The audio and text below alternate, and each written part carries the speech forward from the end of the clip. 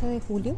Estamos aquí desde el precioso Hotel Ritz de Madrid. Estoy con mi querido amigo, el politólogo Antonio Gavilanes Dumont, para comentar su vida en Madrid, su relación con la ciudad, la evolución que ha tenido Madrid en estos años. Vemos una ciudad cada vez más diversa, multicultural, internacional, fascinante, con una oferta gastronómica increíble. Y Antonio siempre está muy actualizado de la oferta y de ese Madrid tan vibrante. Siempre he descubierto los mejores lugares en Madrid, gracias a Antonio, en todas mis visitas, así que es un enorme placer estar con él, estar en este lugar que me encanta. Tiene un pasado, una historia también fascinante, y la verdad que adoro las reuniones en hoteles, para hablar de lo que sea, de política, de poder, para reunirnos con amigos, para el amor, para lo que sea. Siempre los mejores hoteles son un lugar ideal para mí. Entonces, Antonio nos va a contar esta tarde cuáles son sus lugares favoritos en Madrid, y cómo ha evolucionado la ciudad, al menos en los últimos 50 años, porque cada vez que yo vengo la encuentro diferente, la encuentro hermosa. Estamos en pleno verano, algunos dicen que es muy caluroso, pero a mí está bien, me llevo muy bien con el calor, así que estoy disfrutando de esto. Pero bueno, vamos a dar paso a Antonio para que nos cuente un poquito de su vida en esta fascinante ciudad. Creo que lo único que le falta para ser perfecta es el mar y ya estaría completa. Antonio, bienvenido. Entonces, si quieres te presentas, nos cuentas un poquito quién eres, qué haces y bueno, cómo es tu relación con la ciudad, cómo has visto que ha ido cambiando, al menos desde la transición, los grandes cambios.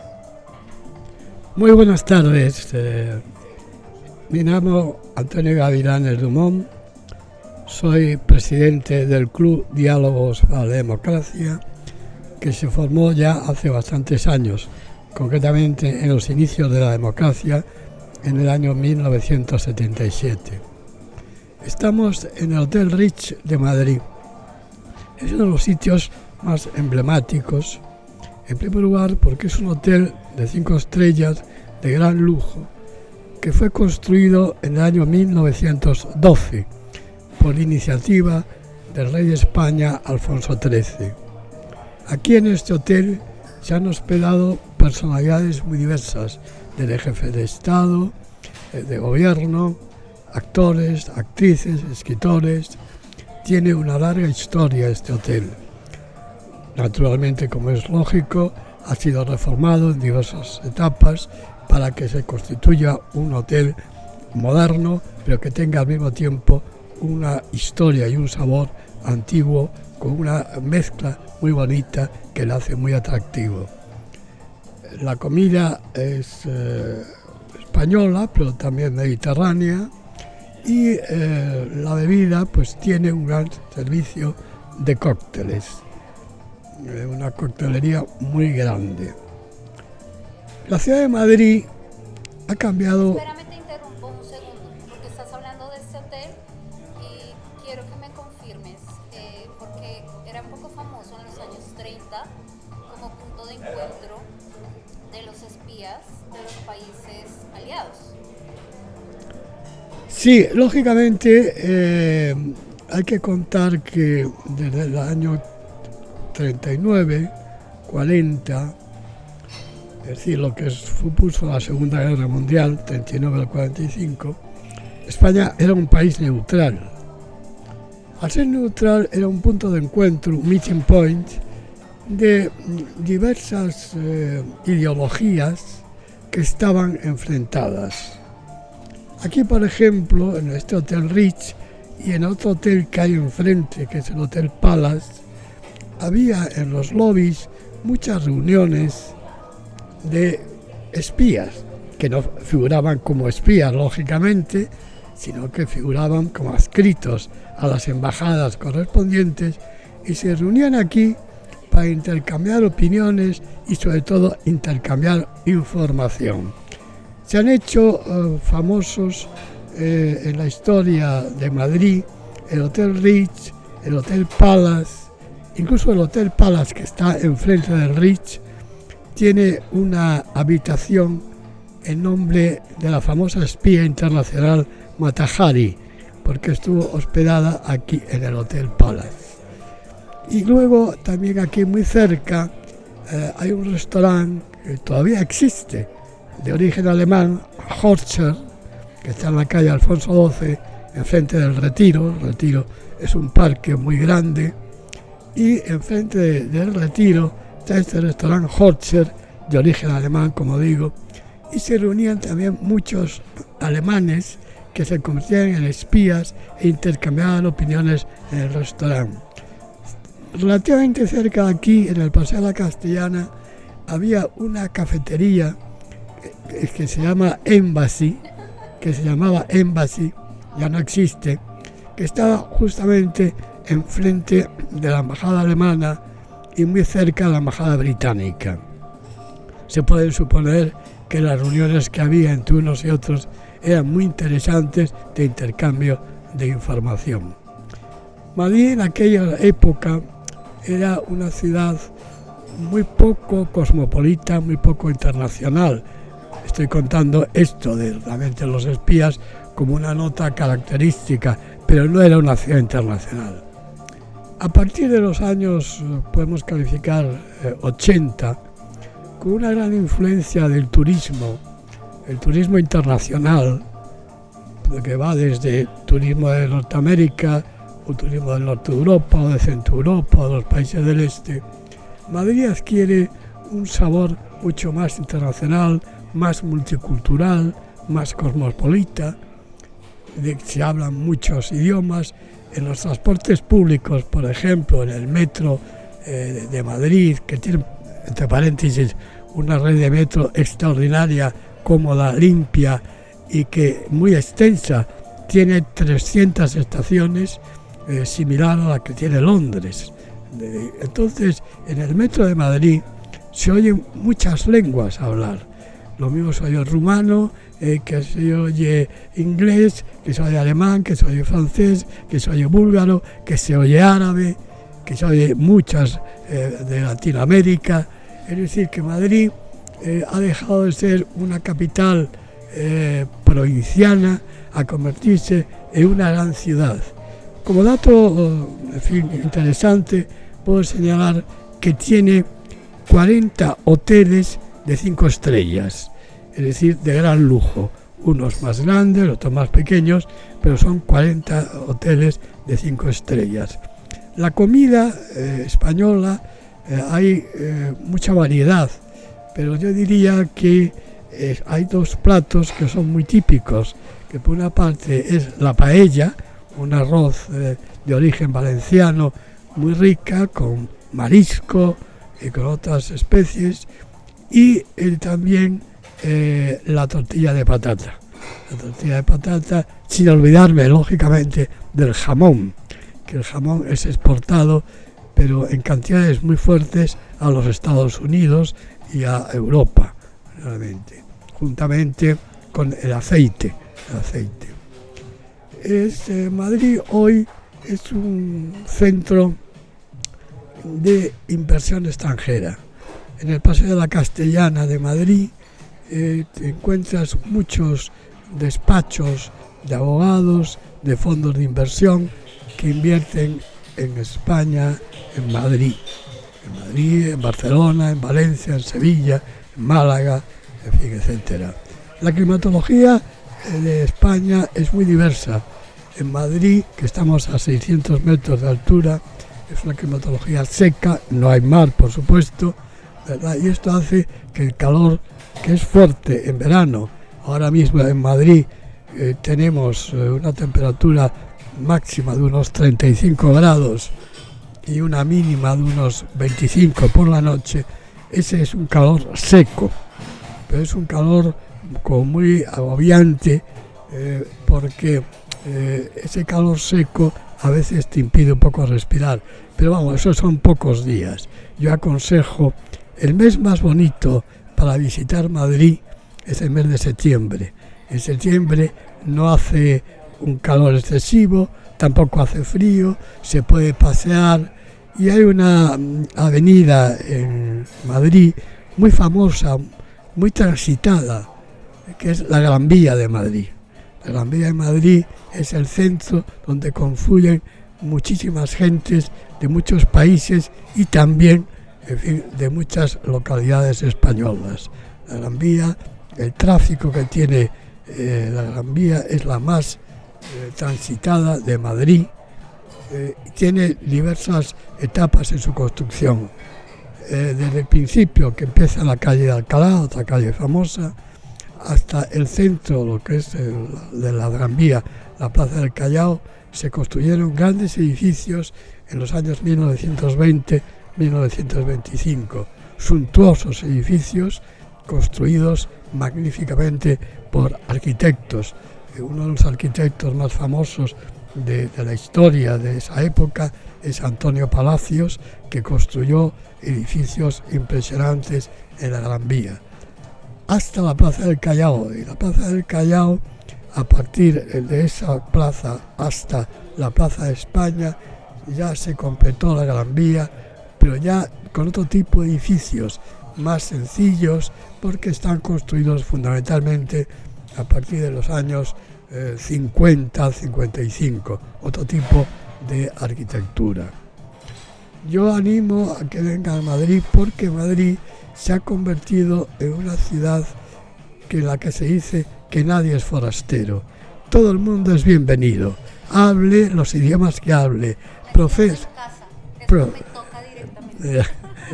Profese la religión que sea, se siente en casa, se siente bienvenido y se siente sobre todo que puede disfrutar de la noche madrileña.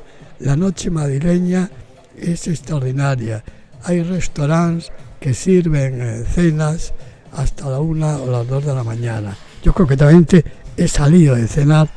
Pues a cenar. Pones citas a las 10 o 11 de la noche, que para mí eso es... Claro, yo lo comprendo. Ahora hay una cosa muy interesante, y es que en Madrid, en España en general, con motivo de la pandemia que hemos tenido, se cena antes. Es decir, tú puedes quedar citada en un restaurante a las 8 de la tarde y te sirve, cosa que antes de la pandemia no te servía.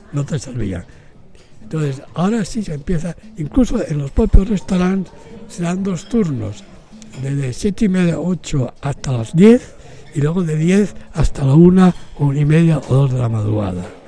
Luego también se han puesto muy de moda en Madrid los dinner show, es decir, como después de cenar te apetece tomar una copa, entonces los restaurantes, una serie de restaurantes, se convierten a partir de las 12 de la noche en bares de copas, de tal forma que tú cenas y después de cenar, que te apetece tomar una copa, no tienes necesidad de trasladarte, porque en el mismo restaurante, si que se convierte en bar de copas, puedes tomar una copa.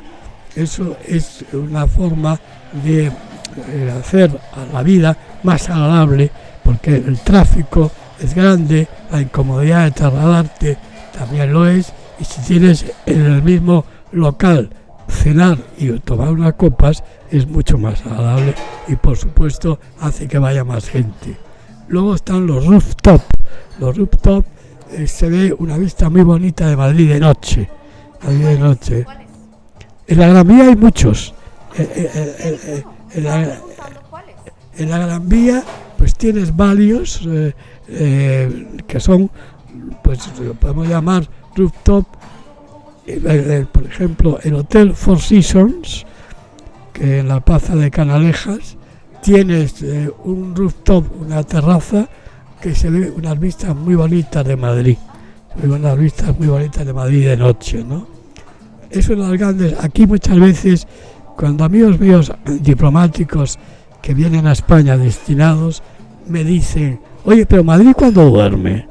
Porque aquí te encuentras personas a las 2 de la madrugada, a las 3 de la madrugada, y luego, no es que después la gente se levante tarde, no, a las 7 de la mañana ya tienes tráfico en las calles, tienes mucho tráfico. Eso quiere decir que la gente duerme poco, que aprovecha la noche y aprovecha el día para trabajar y la noche para divertirse, ¿no?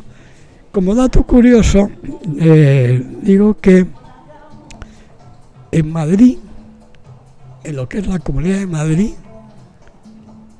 hay una influencia de la comida mexicana enorme. Hay en Madrid 2000 restaurantes o bares o cafeterías que tienen comida mexicana. Oh, wow. O sea, 2000, que es mucho en la 2000 es comunidad. un montón.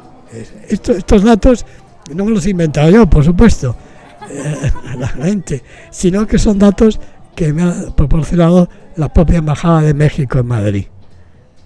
La comida mexicana está muy de moda, también está muy de moda, juntamente con la japonesa. ¿Por qué crees? Porque ni la japonesa ni la mexicana son las mayores comunidades extranjeras en Madrid. ¿Cómo No, explicamos eso? pero yo no sé, la comida japonesa, ¿por qué tiene influencia? Yo te diré que en estos momentos mucha gente viaja durante vacaciones, etcétera, a Japón, y se ha puesto muy de moda Japón. Así como en otras épocas se ponía de moda viajar a Cuba, ¿verdad? O viajar a Argentina, etcétera. Hoy realmente existe la moda, la influencia de Japón, y hay mucha gente que viaja a Japón. Y entonces, con motivo de esto, hay muchos restaurantes en Madrid que tienen comida mexicana y también comida japonesa, ¿no? Realmente quizás son las dos comidas más influyentes, también por supuesto la italiana. La italiana desde hace muchos años es muy surtida y muy apreciada por los españoles. La comida italiana, sobre todo las pizzas. Las pizzas realmente cuando estás en casa y con unos amigos y no tienes nada así que vas a comer, llamas a que te traigan una pizza y eso te soluciona el problema de una forma extraordinariamente rica, Claro, ¿no? yo siempre he dicho que mi comida favorita es la pizza y a veces los italianos se molestaron porque no les parecía justo que yo encasillara la pizza como una comida rápida. Pero para mí es una comida rápida. Sí, es una comida rápida y al mismo tiempo un poco informal. Sí. Sí, informal. Permite comer con las manos, compartir. Claro. tranquilo. No es una comida que voy a decir, de primer plato tomas pizza, o sea, no. O sea, tomas la pizza, que es muy rica, es muy variada, muy abundante, es muy sabrosa y además te alimenta bastante. Y además, como tú dices, la comes con las manos y te sabe estupenda. Sí. Te sabe estupenda. Pues no tenemos como que mantener el glamour como si estuviéramos en un restaurante francés. Sí, hay que, tienes efectivamente que tener una mayor graduación, primer plato, segundo plato, el postre, no. La pizza la comes como primer plato, como segundo, y casi hasta postre. Casi hasta postre, ¿no? Realmente. Entonces, yo creo que la característica de Madrid tiene dos plazas que podemos decir muy famosas características. La plaza de Cibeles, en donde está el Ayuntamiento de Madrid, que es un gran edificio del siglo XIX, y ahí está la Casa de América también, el Banco de España y el Cuartel General del Ejército. Sí, estamos a pocos pasos de esto. Y luego tienes otra plaza también muy importante, que es la Plaza de la Independencia, o también conocida por la Puerta de Alcalá. Por la Puerta de Alcalá, que también es muy famosa, que ahora en ella hay muchos restaurantes. Yo conocí la Puerta de Alcalá antes de conocer España. Claro, se conoce. Gracias a Ana Belén y Víctor Manuel, ¿no? Sí, la canción de Ana Belén, la Puerta de Alcalá, mírala, la Puerta de Alcalá. Claro. Realmente, que se hizo muy famosa la canción, ¿no? Realmente. Y refleja muy bien. Ahora está muy animada porque han puesto, como viste el otro día, una serie de restaurantes en torno a la plaza en la que pues, le da mucha animación de noche y están tanto en invierno como en verano las terrazas llenas. En invierno porque hay una calefacción especial, con lo cual tú puedes tomarte una copa a la 1 de la mañana con una temperatura de casi 0 grados, ¿no? Yo no, que siento mucho el frío y no lo hago, pero reconozco que hay gente que cena con los aparatos que tienen calefacción, están muy pegados a la mesa de cena y realmente puedes estar tranquilamente a las 12 o a la 1 de la mañana cenando bajo cero casi, ¿no? Realmente. La última vez que yo estuve en Madrid fue justo unas semanas antes de que estallara el escándalo mundial del COVID. Y yo salí en la madrugada, era invierno, y hacía un frío de morirse, pero igual la gente estaba en la calle. Los españoles en general somos muy dados a ir a la calle. O sea, cualquier ciudad de España tiene una cantidad enorme de cafeterías, de bares, restaurantes, etc. Se hace poca vida en las casas. Normalmente en otros países, por ejemplo, porque somos muy dados a la calle. Nos gusta... ¿Pero desde cuándo? ¿A qué se debe? Pues siempre ha existido esta costumbre, por lo menos desde hace 150 años. Oh, wow. Es decir, antes, hace 150 años, había lo que se llamaba las calles mayores de la ciudad.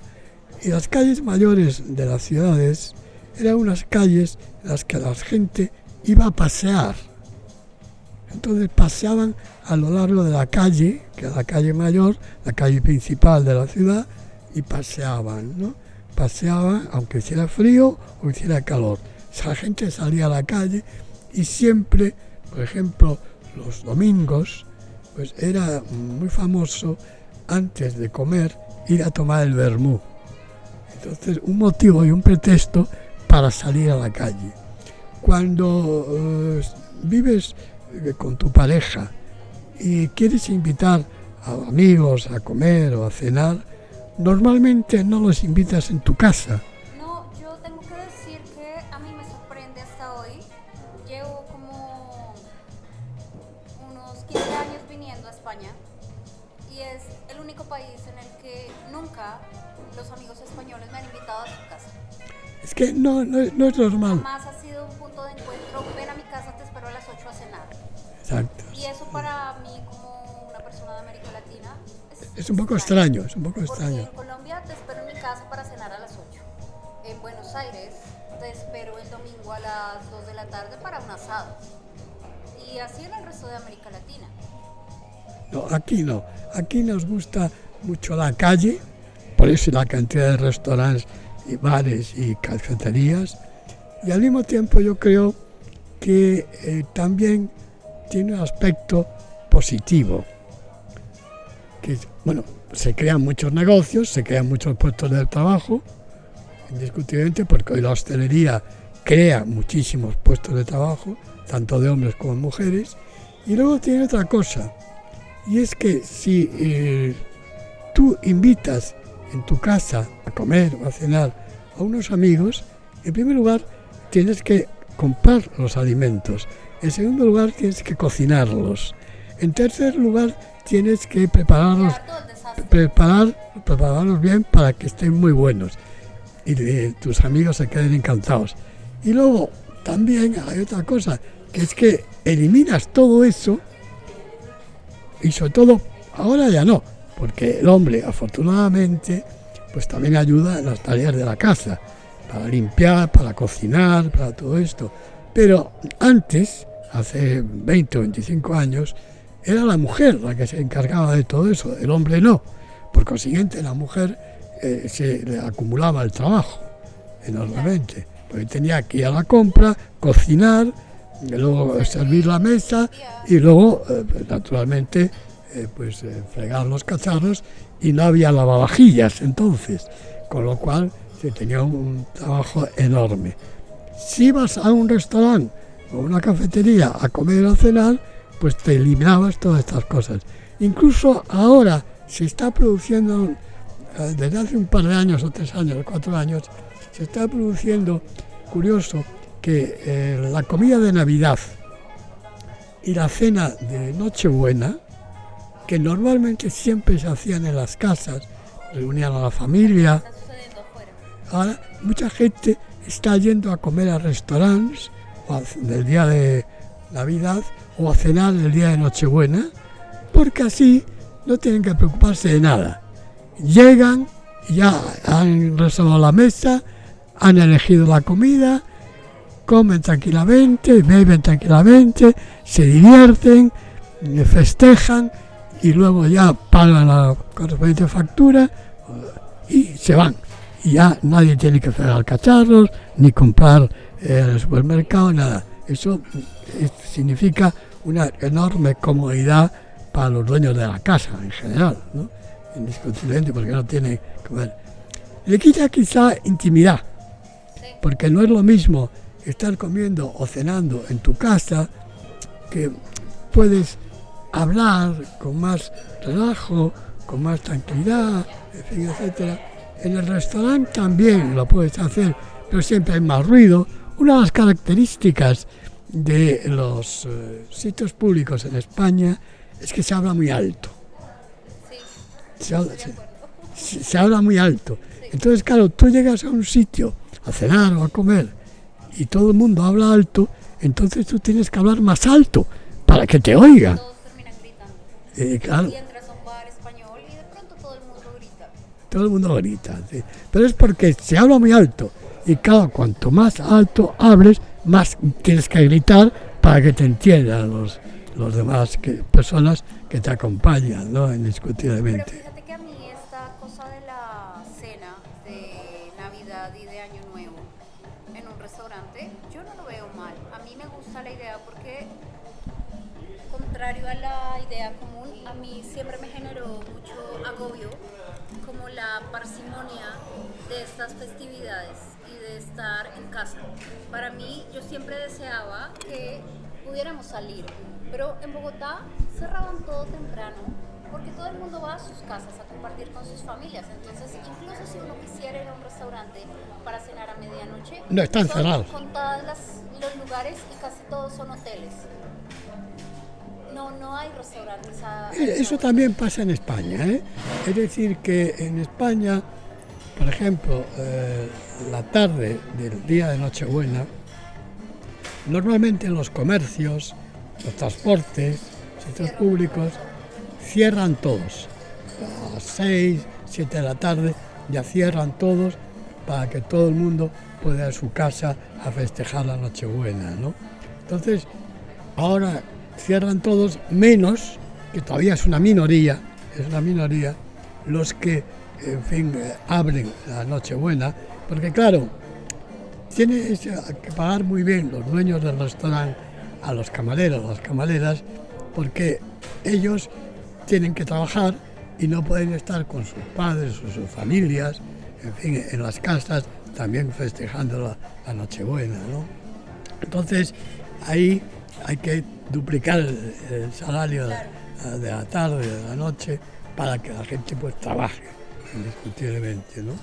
Pero yo creo que es una costumbre que va a ir teniendo éxito, ¿no? Porque como no nos cuesta salir a la calle, al contrario. Lo que les cuesta es estar en casa. Claro. Sí, por ejemplo, en Alemania, cuando tú llegas a una casa,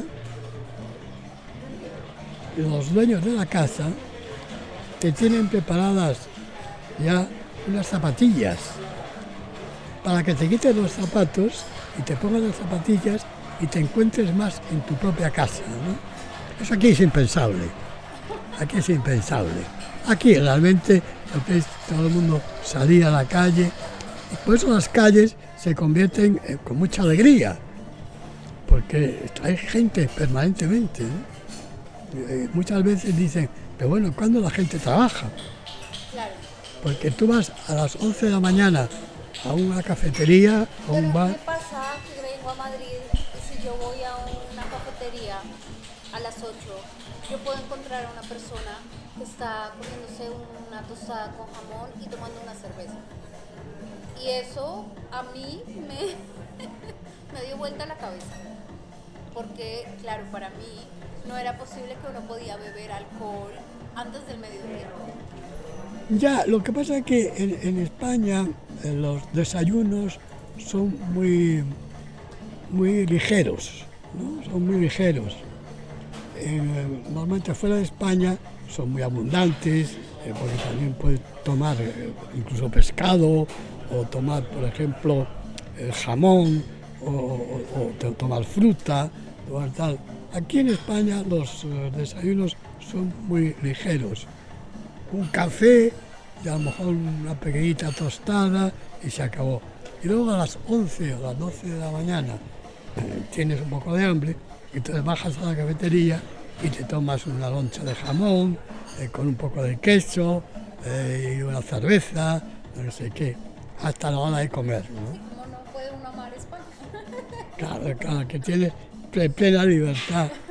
Y luego otras las características que en España es un lugar que no es excesivamente caro,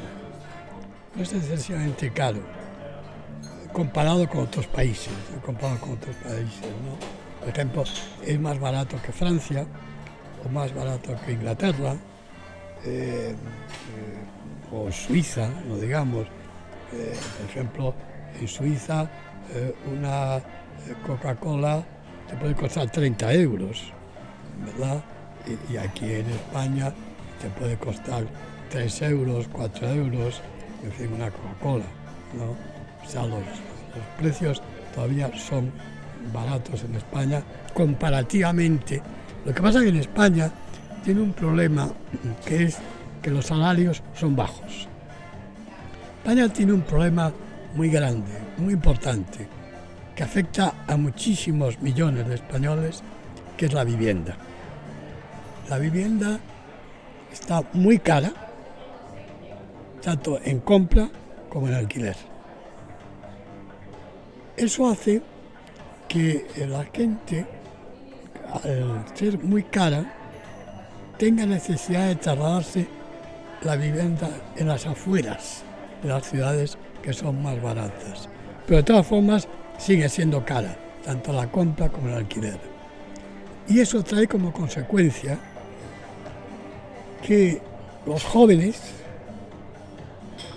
chicos y chicas de 18, de 20 o 25 años o hasta de 30 años, vivan en casa de sus padres. O sea, no se puede independizar, porque si ganan 1.200 euros o 1.300 euros y tienen que pagar por un alquiler 800 euros, pues no queda nada para vestir, comer, transporte, etcétera, ¿no? Entonces, pues viven en sus casas, las casas de sus padres, o por el contrario, viven en lo que se llama el co-living, es decir, que son pisos que se alquilan por habitaciones. Entonces, en un piso puede haber 4, 5, 6 personas, cada uno tiene su habitación, no se conocen de nada, pues, tienen que compartir por los servicios, tienen que compartir todo, pero es la única forma de que puedan estar independientes de su casa. Pero claro, Dentro de lo que cabe. Dentro de lo que cabe. Porque Y si todo, vives con más gente no eres independiente. claro.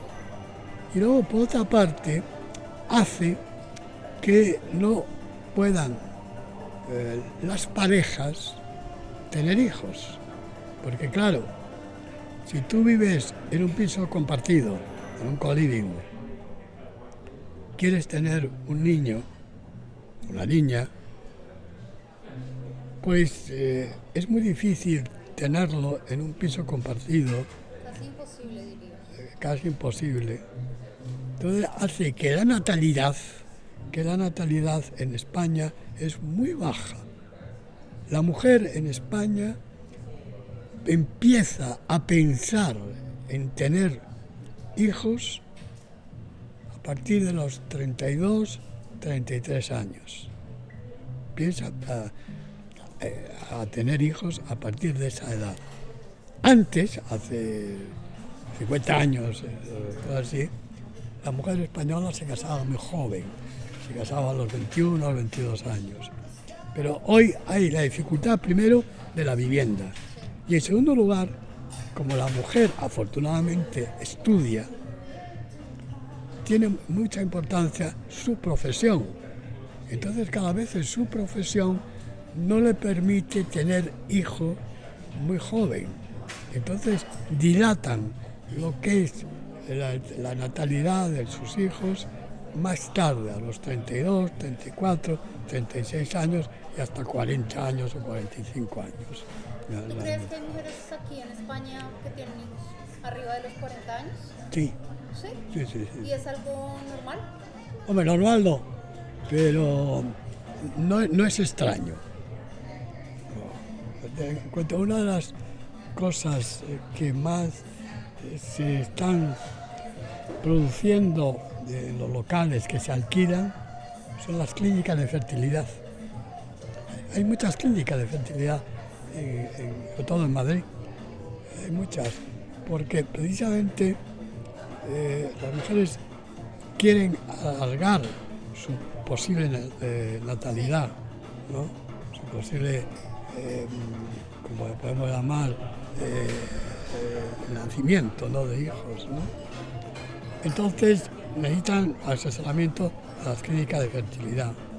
Luego también es una sociedad muy abierta,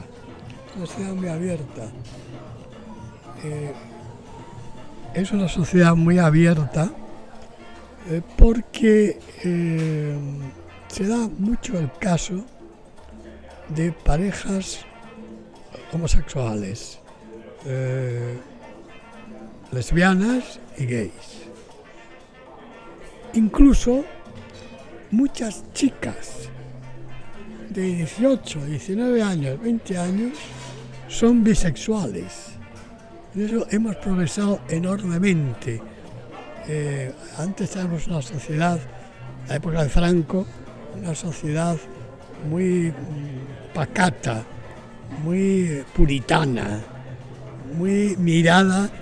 No hago esto porque no sé qué van a decir mis amigos, mis vecinos o mi familia. Hoy no. Hoy hay una enorme libertad para salir, para tener hijos. Para no tenerlos. Y luego también, otra de las cosas realmente que, por ejemplo, hay muchas mujeres que en las clínicas de fertilidad, etcétera, no necesitan a los hombres para tener hijos. Entonces, hay muchos hombres que no tienen hijos porque como las mujeres no necesitan ahora a los hombres para tener hijos, pues resulta que se quedan sin poder disfrutar de tener hijos. Luego, por otra parte, hay una cuestión que es que hay muchísimas madres solteras. ¿Aquí? Sí, muchísimas madres solteras. ¿Por elección o por abandono? Por elección. Sí, por elección. Es decir, Sería un poco por abandono. también se da por abandono, ¿no? Pero hay muchas madres solteras que trabajan y pues no les gusta, como la relación sexual es muy corriente, o sea, la relación sexual es normal entre las parejas, incluso en las no parejas. Claro. Es decir, que hay chicos o chicas que se conocen en una cafetería o en una discoteca, se cae bien, simpática y tal, una broma, diversión, etcétera, y termina la noche en la cama. ¿Verdad? Esto vaya siendo corriente, ¿no? En España. Tenemos una sexualidad muy abierta, muy abierta. Eso extraña mucho. Realmente las personas de más edad se extrañan mucho de esa sexualidad tan abierta que hay. Y yo siempre digo que en estos 50 años que llevamos de democracia, lo que más ha cambiado en España, por encima de todo, es la mujer. La mujer española no tiene nada que ver con la mujer de hace 50 años. Hay una generación, sobre todo de mujeres de 40 años, 45 años, que están en la plenitud de la vida profesional, de la vida sexual, y que parecen no mujeres de 45 años, sino mujeres de 35 o de 30 años, por el tipo de vida que llevan, la actividad que tienen, la relación sexual que practican, etcétera, etcétera. Es un síntoma de gran modernidad. Entonces, en ese sentido, España, que sigue siendo un país católico, la Iglesia está muy insatisfecha, muy descontenta con ese comportamiento. Pero resulta completamente imparable, es imparable, porque las chicas empiezan su relación sexual pues a los 15 o 16 años, normalmente, ¿no? Una edad bastante joven, comparada con la edad de hace 50 años, que las mujeres llevaban vírgenes al matrimonio. Hoy encontrar una chica que lleve virgen al matrimonio es casi como encontrar una aguja en un pajar, realmente. Es práctica. Y gracias a Dios que la sociedad ha cambiado. La sociedad ha cambiado en todo el mundo. Para Pero en España más todavía. considerar que una mujer es valiosa o no, es su virginidad, pues estamos muy mal. Pero en España más todavía, porque veníamos de una etapa. Fíjate tú, un dato curioso. En la época de Franco, la mujer, si quería abrir una cuenta corriente en un banco, no podía. No podía. Podía porque necesitaba la autorización del marido. Padre o marido, supongo. Padre o marido, realmente. Pero sobre todo el marido. Y luego después, también, otra cosa, si quería tener pasaporte para poder viajar, en fin, etcétera, tenía que tener un pasaporte con la autorización del marido. O sea que la mujer en aquellos años estaba completamente subyugada al hombre. Hoy la mujer afortunadamente no. Realmente la mujer es muy independiente, muy cuidadosa de su libertad, que aunque tenga pareja, o sea, hoy hay en España, no muy extendido, pero sí ya extendido lo suficientemente importante, que es las parejas abiertas. Las parejas abiertas se están dando, no mucho, pero se está dando ya con cierta facilidad, pareja abierta, poliamor, en fin, etcétera, ¿no? Cosas que eran completamente impensables hace 12 o 15 años o 20 años, Sí, no ¿no? te preocupes, para mí todavía sigue siendo completamente impensable. Porque Impensable. vengo de una familia muy al estilo español, católica, conservadora. Al estilo no- español antiguo. Antiguo. Al estilo español antiguo, no evolucionamos tan rápido y para mí eso es una locura. Hoy en 2025, o sea, si a mí me vienes a plantear eso, una relación en esos términos, muchas gracias, hasta luego. Paso de eso. ¿Por qué? No me siento disponible emocionalmente para aceptar una relación en esos términos. Pero si tú te das cuenta, según las estadísticas, el 40 y tantos por ciento, o sea, 43, 44% de las mujeres hoy en España son infieles. Yo no soy española y no vivo en O Yo sea, recuerdo que estaba viviendo en Estados Unidos, que es un país bastante más conservador. sí, en eso sí, más conservador. Pero hoy el 40 y tantos por ciento son infieles. Y es lógico, Son infieles. son infieles. Y es lógico porque, ¿Y cuántos hombres? ¿Cuántos hombres son infieles? pues un poco más, unos 50 y tantos. 50 y tantos por ciento. Claro, por eso es que destruyeron todo. Todo el concepto de Yo, una mira, relación tradicional. cuando voy a una boda, digo, no, o sea, Preguntas por qué se están casando. ¿Cuánto va a durar? yo digo, para mí, no lo digo, ¿cuánto tiempo van a durar estos? Claro. Piensas Porque y sonríes y abrazas. digo, que realmente puede ser 5 años, 6 años, pero ahora la mujer, como se ha independizado, afortunadamente, yo soy muy feminista Y considero que la mujer tiene que tener igualdad de derechos que el hombre, Sí, total. ¿verdad? Claro. Y hacer las mismas cosas que el hombre. Hay algunas cosas que no puede, entre otras cosas el hombre no puede tener hijos, o también, por ejemplo, el hombre quizás tiene más fuerza física, ¿verdad?, que la mujer. Pero quitado eso, yo siempre digo que si el mundo estuviera dirigido por mujeres, otra cosa sería. La mujer es mucho más inteligente, más lista, más capaz, más práctica que el hombre. ¿Tú crees? El hombre, concretamente en España, como la mujer ha avanzado tanto en tan poco tiempo, ¿Cómo se llevan eso ellos? entonces el hombre se ha quedado con un poco diciendo ya, ¿qué hago yo ahora?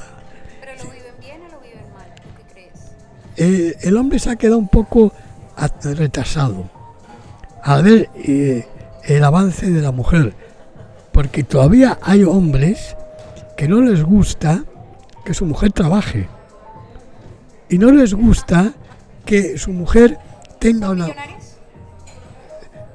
Bueno, y si... Porque esa sería la única razón claro, no. aceptable. Si acepta que su mujer trabaje es por necesidad, por tener un sueldo, por tener un sueldo más de complementario al del marido. Pero en general mucho no le gusta que trabaje. Y luego por otra parte también la mujer tiene una capacidad mayor de relación. Antes la mujer se llevaba mal con su marido, pero se aguantaban. Claro. Porque la mujer, si quería independizarse de su pareja, no había dinero para la cuestión, en fin, de vivir sola y los hijos, etcétera. Hoy no, hoy ya se pone de acuerdo la pareja, pues tú aportas tanto, yo aporto tanto, y por consiguiente se pueden vivir separados sin ningún problema, ¿no? Entonces el hombre se ha quedado un poco como mis amigas españolas me dicen que el mercado de hombres en España está muy mal, porque o son divorciados o son gays, ¿verdad? Y con lo cual, pues claro, hace un poco inviable la relación, ¿no? Pero en general, repito ahora que el gran problema que tiene España es el de la vivienda. Vivienda y natalidad, digo. Y sobre todo... Sobre la natalidad también y es un sobre- problema que va a pesar sobre la economía del país. del país y Pues sobre... tienen una alta inmigración que, digamos, se reproduce. Claro, y además Pero- como hoy, por razones científicas y médicas, la longevidad es muchísimo mayor, las personas fallecen a una edad mucho más alta que antes, entonces ¿qué pasa? Que hay muchas clases pasivas, mucha gente que está jubilada y claro, vive de las jubilaciones y claro, si las jubilaciones hay poca gente que trabaja, pues entonces ¿de dónde sale el dinero para pagar a los jubilados? Ese es el problema. Por ejemplo, en España hay, lo que podemos decir, dentro del presupuesto general del Estado, hay 200.000 millones de euros para pagar las jubilaciones. Es la partida más importante de los presupuestos generales del Estado, que son las pensiones.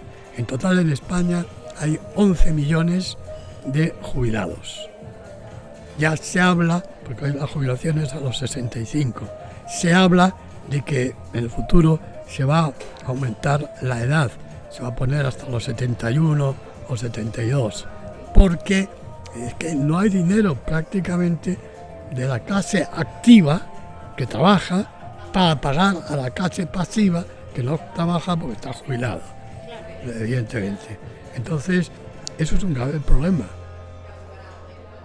Hay muchas parejas que no tienen hijos, sobre todo parejas jóvenes de 25, 28 años, 30 años, viven juntos, ¿verdad? Haciendo un gran sacrificio, pagando realmente la renta que es alta, pero no tienen hijos, porque tener un hijo es muy caro.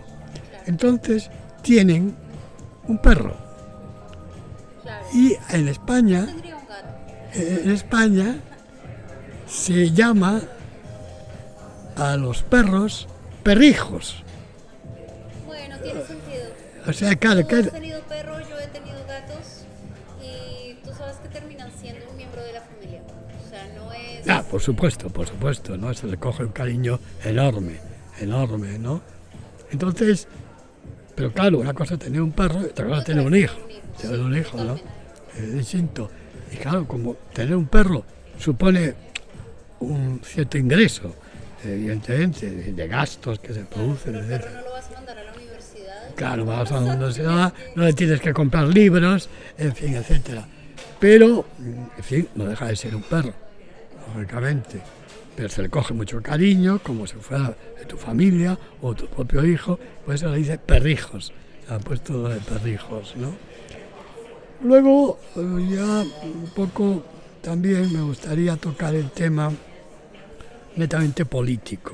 Me parece muy bien que entremos por fin en El este tema- delicado asunto que nos convoca como politólogos. La Porque situación- hay muchas críticas la situación- las que yo escucho al gobierno de Pedro Sánchez, pero también no veo uno como en la oposición algo razonable y algo viable. ¿Cómo lo estás viendo y cómo lo estás viviendo tú como español? Mira, desde el año 75 que murió Franco, con una transición ejemplar de la dictadura a la democracia, se redactó una constitución que fue aprobada por todos los españoles, mayoritariamente, y ha habido unos 40 años aproximadamente de una alternancia en el poder. A veces gobernaba el Partido Socialista y otras veces gobernaba el Partido Popular, que es el Partido Conservador de centro derecha, y el Partido Socialista de centro izquierda o izquierda moderada. Esto se ha acabado. Se han acabado las mayorías absolutas. Entonces, ahora, para poder gobernar, hay que formar gobiernos de coalición.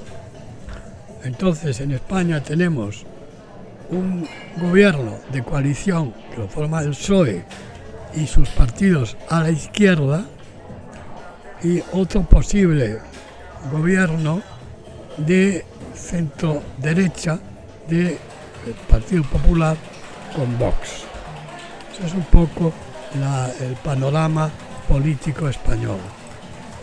Entonces, echamos mucho de menos lo que significaba la alternancia de mayorías absolutas, o bien del PP o bien del PSOE. Porque hoy tenemos una política que podemos decir una política lamentable, porque si tú asistes o ves por televisión una sesión del Congreso de los Diputados, se produce tal altercado, tales insultos, tales barbaridades que se dicen. Se parece cada vez a América Latina. Bueno, yo creo que sí, que efectivamente. Para mal. Sí, para mal, ¿no? Porque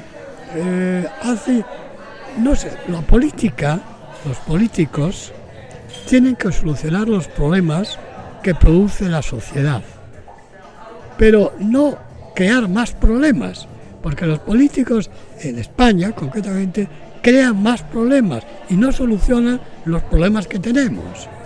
Y claro, esto produce en la sociedad un gran descontento hacia la política. Por eso mucha gente se aleja de la política. Dice, de política no me hables porque todo está muy mal y no quiero saber nada de los políticos. Y luego, por otra parte, como también se están produciendo muchos casos de corrupción, entonces el ciudadano normal, el ciudadano medio, dice política, gente sinvergüenza, corrupta y además incapaz. Y esto es cierto, pero no totalmente cierto, porque hay gente en la política que son honestos, que son eficaces, que son capaces. Pero como hay una importante cantidad de políticos deshonestos, corruptos y al mismo tiempo incapaces, dice, somos irreconciliables con la política, no me hables de política.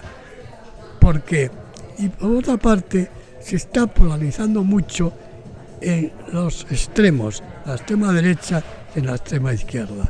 Yo creo que no es bueno los extremos, la política, yo siempre he pensado que se debe hacer desde el centro, un centro derecha, una derecha abierta, democrática, y una izquierda también, centro izquierda o izquierda moderada, no dentro de lo que podemos llamar radicalismo, ¿no? Esto es un gran problema que tiene España, el gobierno actual y los anteriores gobiernos. Y eso hace que está muy mal visto que una persona se dedique a la política. Cuando la política es muy noble, el arte de gobernar es una de las principales tareas que puede desarrollar la persona. Hay que también tener en cuenta, en España ahora la mujer ha subido mucho y te encuentras en muchas actividades, entre ellas la política. Hay muchas diputadas, el propio gobierno de España tiene igual mujeres que hombres, ¿verdad? De ministros y de diputados, muchísimas diputadas. Es decir, que la incorporación de la mujer se nota. Pero de todas formas, los que mandan en los partidos, tanto en el Partido Socialista como en el Partido Popular, son hombres. Si fueran mujeres, yo estoy seguro que la situación sería distinta, sería muchísimo mejor, ¿no? Realmente. Las relaciones exteriores españolas, nosotros pertenecemos a la Unión Europea y también tenemos una política muy intensa, por razones obvias, con América Latina. La Unión Europea... Por supuesto con el vecino del sur. ¿Cómo? Y por supuesto con el vecino del sur. Con el vecino del sur, Marruecos, tenemos unas relaciones a veces un poco tensas, pero yo creo que no llegan a gran enfrentamiento. Son relaciones positivas, sobre todo en los últimos años, desde que se ha... Hubo una gran evolución en las relaciones, se ha declarado que el Sáhara pues debe pertenecer a Marruecos como una autonomía.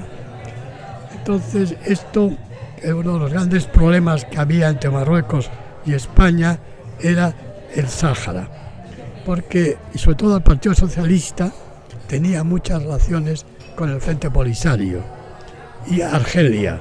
Sí, Y dentro de... con matices, porque Felipe González es de los que ha tomado una posición en favor de Marruecos desde hace años sobre este tema.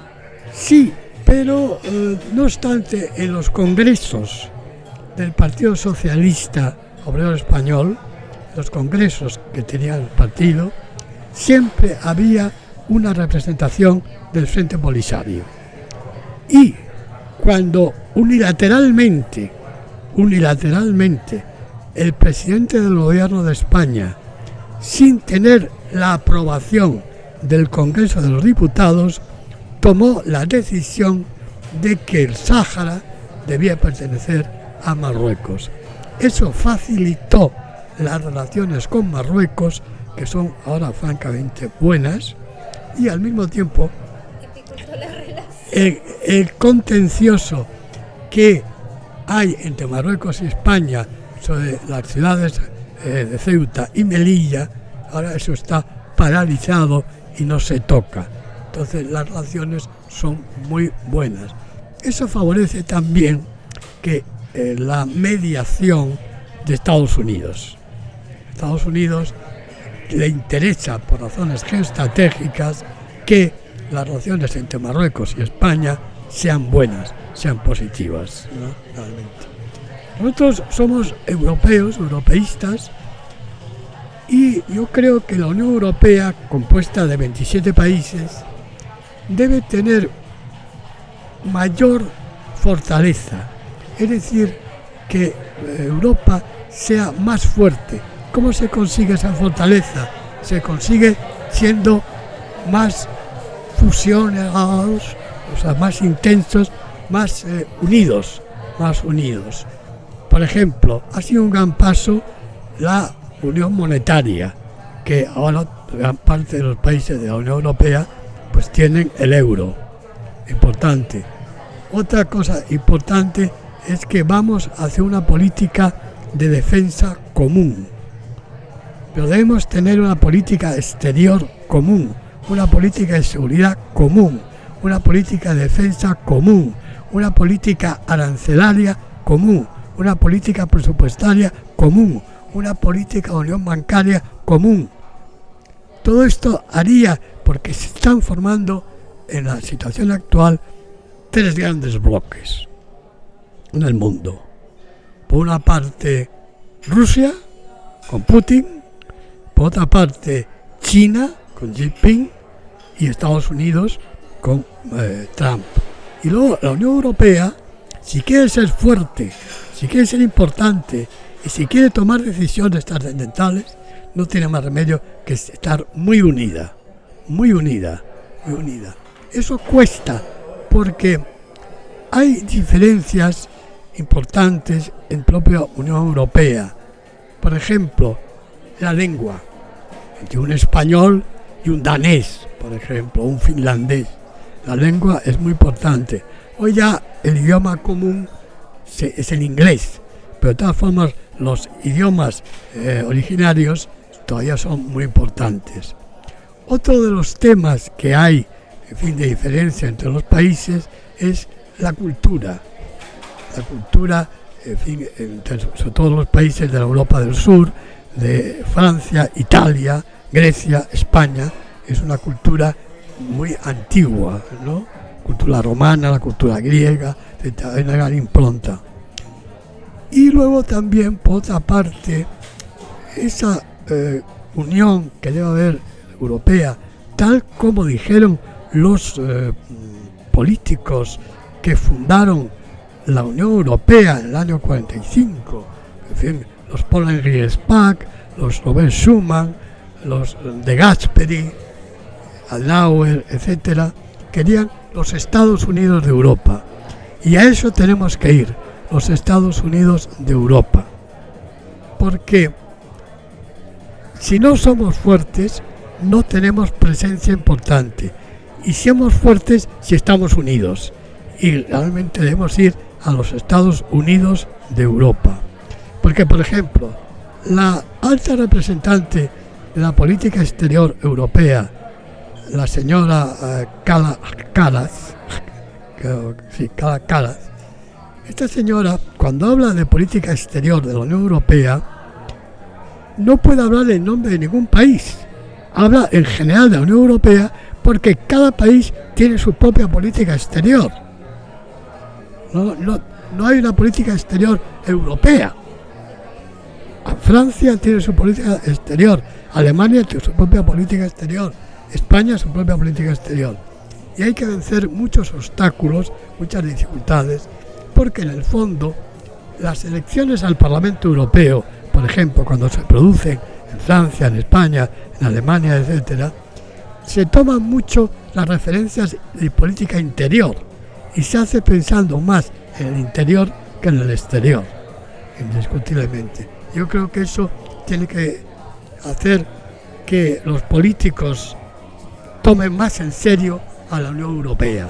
Y cuando se mandan al Parlamento Europeo los políticos, se manda siempre a los que tienen una especie de destino o premio, pero no para que vayan a actuar. De verdad. Yo creo que hay que darle mucha más importancia al Parlamento Europeo, porque las directivas que tiene la Comisión Europea, la Unión Europea, las directivas que aprueba la Comisión Europea, la que preside Ursula von der Leyen, son de obligado cumplimiento en todos los países y viene a ser el 60% de que tiene importancia en España para aprobar leyes, que las leyes que aprobemos en España tienen que ser necesariamente de acuerdo con las directivas europeas, para que haya una coordinación entre todos, lógicamente. Y cuesta a veces, ¿no? Porque en el fondo somos muy nacionalistas.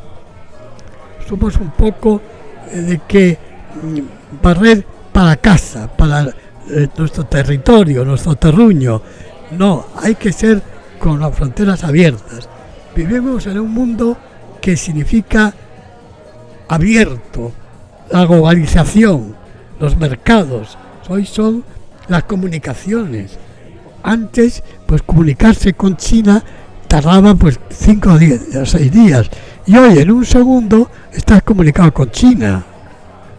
Puedes tener una secretaria digital que viva en Nueva York o que viva en China y tenerla como, en fin, secretaria que te resuelva los problemas que puedes tener tú también, ¿no? O sea, la globalización es muy importante.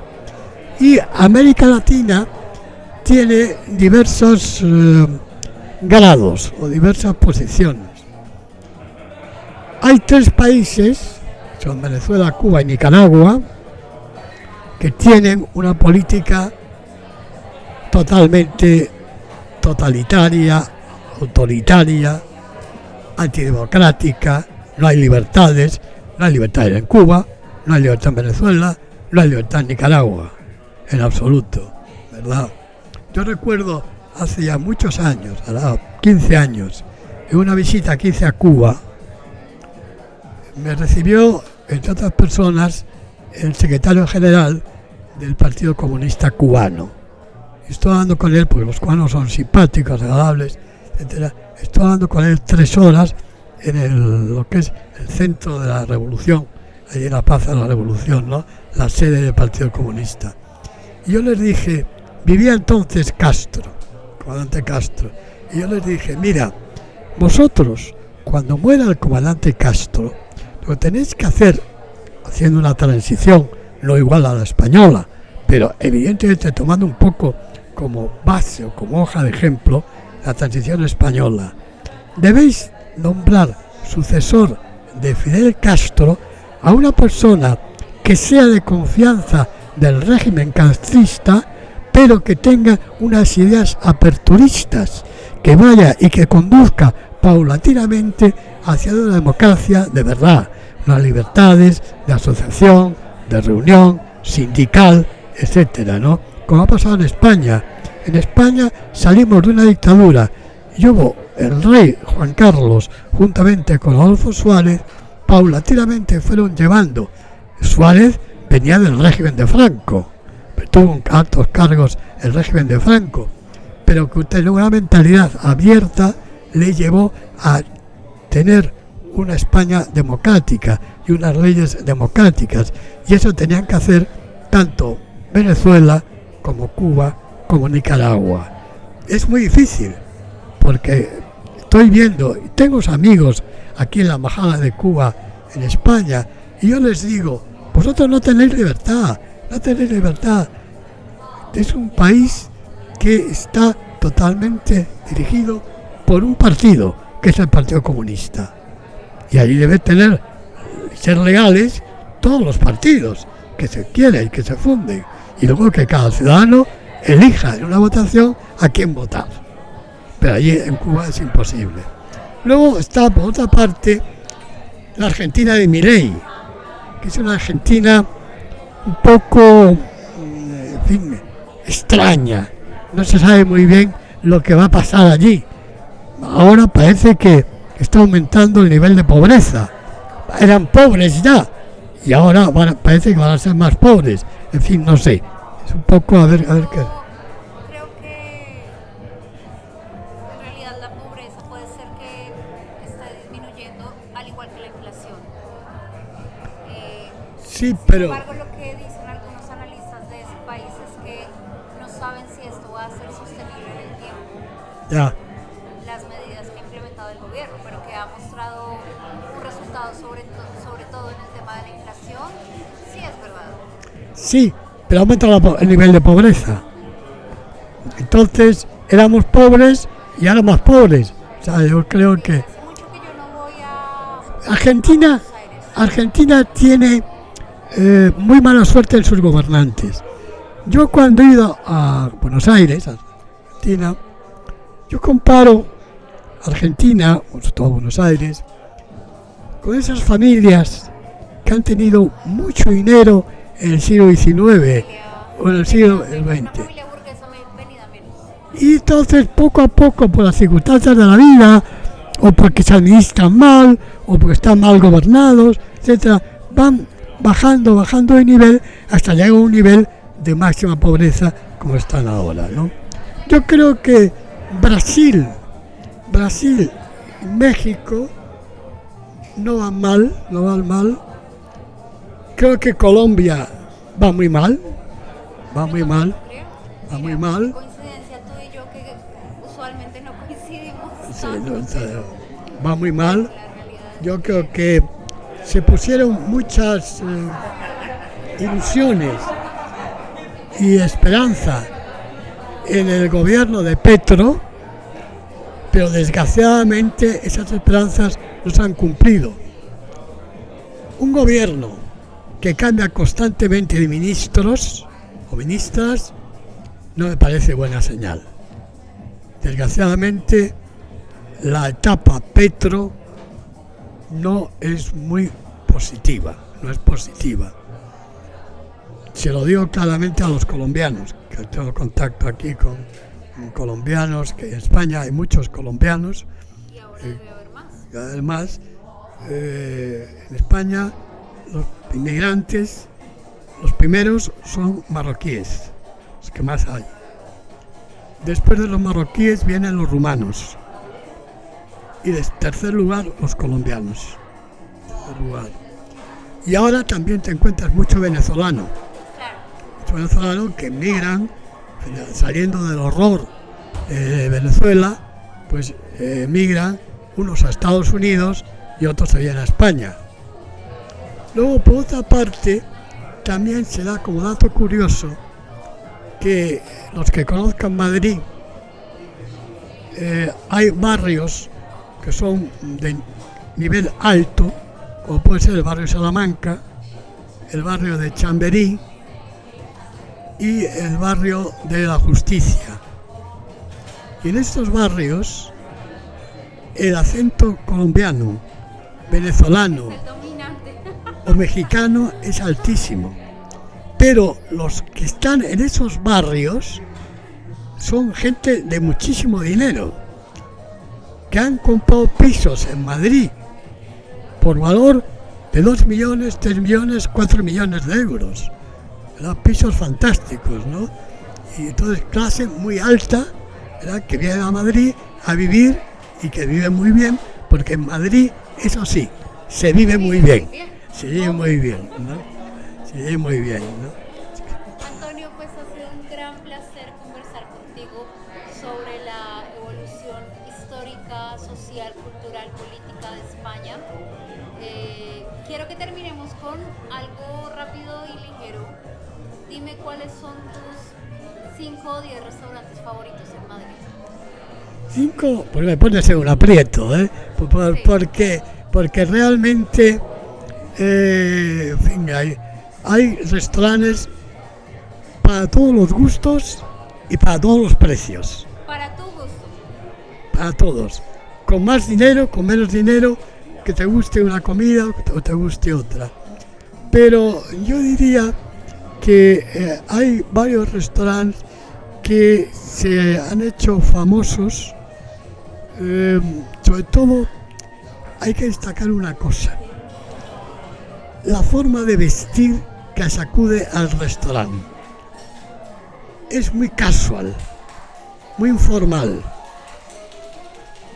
Los hombres, fines de semana, fundamentalmente, que salen a cenar, los hombres van sin chaqueta, van con un jersey, sin corbata. Hace una serie de años, no. Cuando el hombre salía a cenar con su mujer, o su amiga, o su pareja, o lo que fuera, salía siempre con chaqueta, corbata, muy peinado, muy arreglado y tal. Ahora no, se trata de informalidad. Y gente importante, gente de relieve economistas, abogados importantes, altos directivos de empresas, etcétera, cuando un fin de semana salen a cenar, pues salen pantalón vaquero, jersey, muy cómodo. Yo creo que se busca la comodidad ante todo, ¿no? Y luego, concretamente, restaurante, yo te diría comida mexicana. Por ejemplo, para mí el mejor restaurante de México en Madrid está aquí muy cerca, en la calle de Valenzuela, al lado de la Puerta de Alcalá, de la Plaza de Independencia, que se llama Barracuda, y es una comida mexicana sensacional, para los que les gusta la comida mexicana. La comida italiana. Hay un restaurante que tiene ya muchos años, que tiene 30 años o 35 años, que se llama Al Duccio, que está en la calle Costa Espina, enfrente del Estadio Bernabéu. Comida italiana muy buena. Después, comida japonesa. Hay una cadena que se llaman Sushi, Sushi 99, que hay realmente comida en los platos japoneses muy buenos. Y luego hay una comida clásica que no tan en boga, tan en moda, Casa Lucio. Ah, me encanta. Casa Lucio, pero tiene menos gente ahora porque la zona donde está se ha convertido en muy populosa, en el sentido de mucha gente, y además de mucho tráfico, difícil de aparcar. Claro. Entonces la gente tiende menos a ir a ese sitio, concretamente, ¿no? Luego, aquí en España tenemos, en Madrid concretamente, el restaurante más antiguo del mundo. ¿Del mundo? ¿Y cuál es ese? Casa Botín, que está al lado de la Plaza Mayor. Entonces, el restaurante más antiguo del mundo. Está creado, me parece que en el año 1700 y pico, ¿no? Es una barbaridad.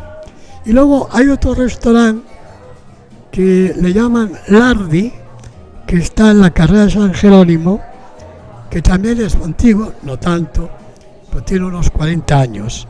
Y luego está un restaurante Horcher, que viene de la época nazi, que todavía se conserva, que está en la calle Alfonso XII, muy cerca de aquí donde estamos ahora, en el Hotel Rich. Muy cerca de aquí está ese restaurante Horcher. Pero mantiene lo que es todavía el outfit muy estricto, chaqueta, corbata, etcétera, y eso que solamente vayan gente mayor, que no les importa, pero gente joven o relativamente joven no va a ese restaurante porque es incapaz de ponerse un sábado o un viernes por la noche la corbata, la chaqueta, etcétera. ¿Y qué de los restaurantes franceses?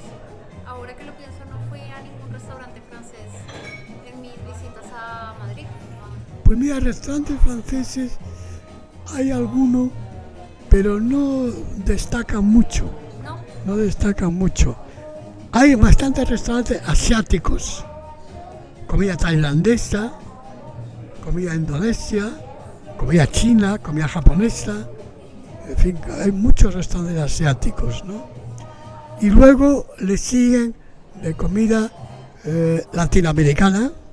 Hay muchos restaurantes colombianos, venezolanos, peruanos. El peruano, la cocina peruana es muy buena, la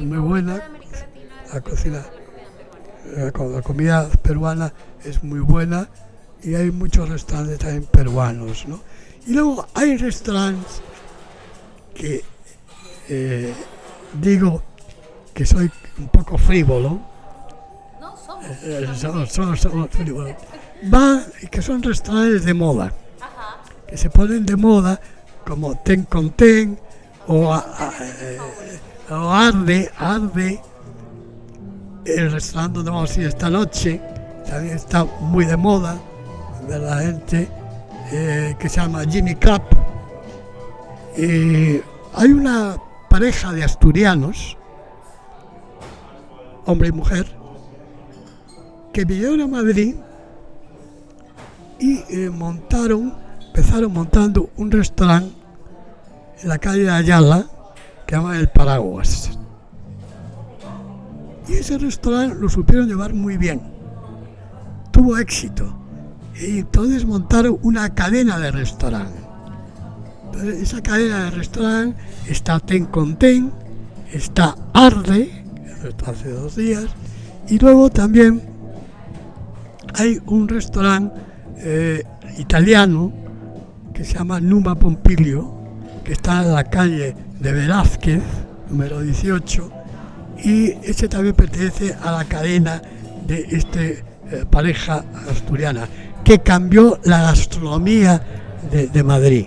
Claro. Fueron unos... Claro, porque Ten con Ten y Ardes son Sí, espectaculares. son- Para mí, yo diría que uno de mis favoritos en Madrid es Ten con Ten. Sí, empezó siendo leyendo.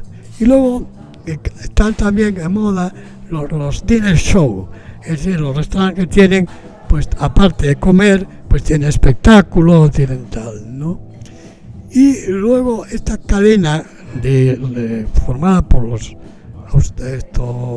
asturianos, ya como ha crecido tanto y tiene un volumen tal de restaurantes, de personal, de camareros, camareras, cocineros, etcétera, entonces se ha unido a un fondo turco y están montando restaurantes en distintos países, por ejemplo en Dubái, en los Emiratos Árabes, están montando. Y ahora hay un restaurante que se va a abrir, pues yo creo que a finales de este año, que eso va a también causar bastante impacto, que está justamente muy cerca del hotel donde tú estás, que está en la confluencia de la Gran Vía con la calle Alcalá, que hay una especie de chaflán y allí se está montando esta cadena del Grupo Paraguas, está montando un hotel y un restaurante o 2 restaurantes que están ahora construyéndose o haciéndose, y calculamos que a finales de este año se van a abrir, ¿no? Que va a cambiar un poco la fisonomía de los restaurantes del centro de Madrid, ¿no? Pero hay que destacar que la cocina, la comida en Madrid es muy internacional. Madrid se ha convertido en una ciudad muy internacional y que ya le hace competencia a París y a Londres. Yo recuerdo que un alto representante de la embajada italiana en Madrid me decía que cuando en el Ministerio de Asuntos Exteriores italiano salen plazas para cubrir diversos países, lo más solicitado es Madrid. Y hay muchos embajadores que vienen aquí a Madrid, se jubilan en Madrid, compran un piso en Madrid y se quedan a vivir en Madrid. Y no los culpo porque hay muy buenas razones para hacerlo. Pues, yo soy madrileño, quizás será un poco, en fin, favoritismo tengo hacia Madrid, pero Hay muchas razones. hay muchas razones. Para mí la única cosa que le falta a Madrid Es el mar. El mar. se está hablando. Hoy, de hecho, se lo dije a un amigo, a Madrid solo le falta el mar, porque la verdad que me encanta, y aunque mucha gente dice como el calor, el sofoco en el verano es tremendo, yo me llevo bastante bien con el calor y puedo más con el calor que con el frío. Así que yo estoy disfrutando de este No, sí. verano en Madrid. Pero tener el mar, eso se soluciona si cada uno de los madrileños cogemos un cubito de agua del mar y lo traemos aquí a Madrid y montamos un Madrid con mar. Realmente. Eso sería ideal, pero en fin, es irrealizable. No, pero Madrid de verdad que es hermosa, se pasa muy bien, se come muy bien, se bebe muy bien, es una ciudad que se disfruta mucho. Y la noche madrileña es muy famosa. Sí, yo anoche salí a caminar, después de terminar unos trabajos salí como casi a la 1 de la mañana y vine caminando del hotel hasta acá para estar segura dónde era y cuánto tiempo me iba a tomar. y había gente en la calle, caminando y, Sí, sí, sí. o sea, 2 de la mañana. En la Gran Y Vía, mira, uno de los lugares en los que uno se siente tranquilo de ir a cualquier hora de la madrugada caminando. Y eso a mí me hace sentir mucho apego y acogida en una ciudad. Que tú como mujer puedas ir caminando en la madrugada sin tener miedo. Sin efectivamente, tener- efectivamente. Yo vengo de un lugar en el que salí a correr a las 6 de la tarde y me asaltaron, me maltrataron, o sea, porque eso es Bogotá. No, Madrid, en general España es un país y una ciudad, Madrid, muy segura. Tú puedes caminar por Madrid a las 3 de la mañana y estás caminando tranquilamente. Puedes tomar un taxi a las 2 de la mañana y no te va a pasar nada. No te va a pasar nada. El taxista, Yo digo que los ciudadanos valoramos mucho eso. la seguridad. Las mujeres apreciamos mucho poder estar en una ciudad y en un lugar que nos hace sentir seguros. Yo, por ejemplo, que he ido mucho a México, ahí me asusta la Ciudad de México en el sentido de la falta de seguridad que hay. Puedo entenderlo perfectamente porque le asusta también a los mexicanos. Y realmente para caminar por una ciudad es necesario que haya seguridad. Claro, Y en Madrid la hay. sí. Antonio, mil gracias. Ha sido un Gracias a ti placer conversar y contigo. una feliz estancia tuya en Madrid.